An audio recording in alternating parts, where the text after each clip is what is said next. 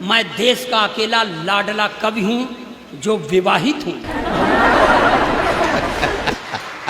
मगर मेरी पत्नी मेरा सम्मान नहीं करती भाई साहब। अब नहीं करती तो नहीं करती। एक अदद बाबूजी, एक अदद मेरे पास भी पत्नी है, मांग में सिंदूर नहीं लगाती। मैंने कहा देख भाग्यवान, ब्राह्मण के घर की बहू है, लगाया कर। बोलती है नहीं लगाती। मैंने पूछा क्यों, तो मुझको समझाती है कि देखो ये सिंदूर वो चीज है जिस पर औरतें गर्व करती हैं। मैं किस पर गर्व करूं?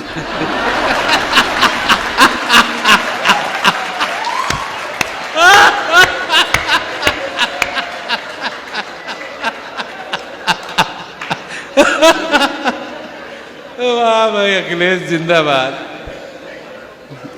भाई मैंने कहा देख भाग्यवान, मैं एक अदद वो आइटम हूं जिसने तुझे एक औलाद फौलाद जैसी दी है, जो 5 फीट 8 इंच लंबा है, गोरा चिट्टा है, 58 किलो वजन का है, इंटर में पढ़ता है, बड़ा होकर मेरा नाम रोशन करेगा। मैं उस पर नाज करता हूं, इसलिए तू मुझ पर नाज कर। तो और भन आ गई भाई साहब मेरे ऊपर। कहने लगी देखो अब हमारा मुंह मत खोलवाओ, तुम्हारे ऊपर भरोसा करती तो यहू ना होता।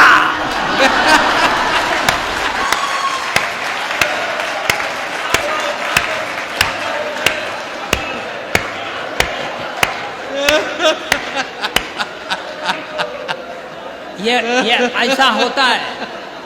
तो पढ़ने दे भाई साहब, आप लोग थोड़ा सा मन बनाइए। देखिए भाई साहब, मैं पत्नी का सताया हुआ, मैं अपने प्रधानमंत्री के नारी सशक्तिकरण के सख्त खिलाफ हूं। नारी सशक्तिकरण का मतलब पुरुष अशक्तिकरण।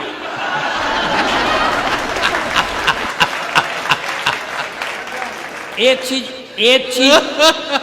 चीज और देखिए, मैं ओरिजिनल पोएट हूं, जो देखता हूं वो लिखता हूं। मैं कोई वीर रस का कवि तो हूं नहीं कि आजादी को पटेल और सुभाष चाहिए, कहां से लाओगे?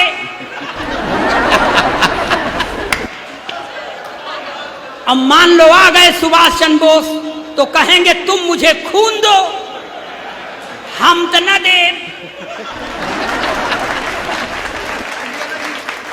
जोन पाव 1.5 पाव बचा है वही चूस के बैठ जाए तो घर वाले क्या करेंगे?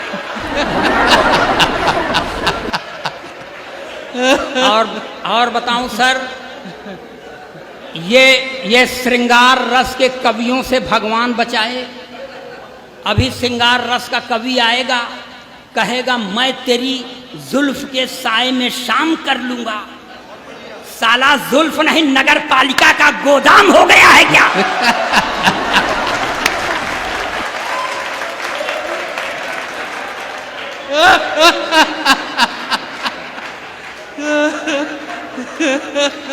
हाँ जियो भैया अखिलेश द्विवेदी। ये इसलिए मैं ओरिजिनल पोएट। एक बार हमसे कहने लगे, वो तथाकथित वीर रस के सबसे बड़े देश के कवि हैं हरिओम पवार, सिरसा हरियाणा में, कहते हैं इस तरह की उच्चकई करके तुम लोग हाथ से पैदा करते हो, तुम लोग गली कूचे के कवि हो, मैं राष्ट्रीय कवि हूं। हमने कहा हम भी राष्ट्र में रहते हैं, हम भी राष्ट्रीय कवि।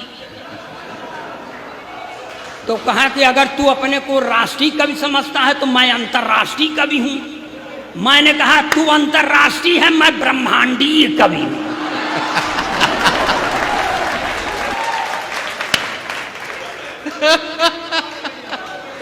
जिंदाबाद अखिलेश। और बता दें सर, मैं आपको सर बता दूं, मैं नारी जाति का जबान से तो सम्मान करता हूं, निष्ठा नहीं रखता। 3-4 महीने पहले सर मेरे एक दोस्त का इंतकाल हो गया। मैं 3-4 रोज बाद अपनी पत्नी को लेकर उसके घर मुकाम देने गया, तो मेरी पत्नी ने मेरे दोस्त की बेवा से पूछ लिया, बहन जी क्या हो गया था कि भाई साहब इतनी जल्दी खत्म हो गए? तब मेरे दोस्त की बेवा ने कहा, कुछ नहीं बहन जी, सुबेरे उठे थे, एक कप चाय पिए थे, बाथरूम चले गए, जब बाथरूम से लौट के आए तो मुंह से खून फेंक कर मर गए। लगता है चाय की पत्ती में जहर था। इतना सुनने के बाद मेरी औरत ने मुझे घूर कर देखा और उसकी ओर मुखातिब होकर कहा, वही 2-4 चम्मच चाय की पत्ती दे दे।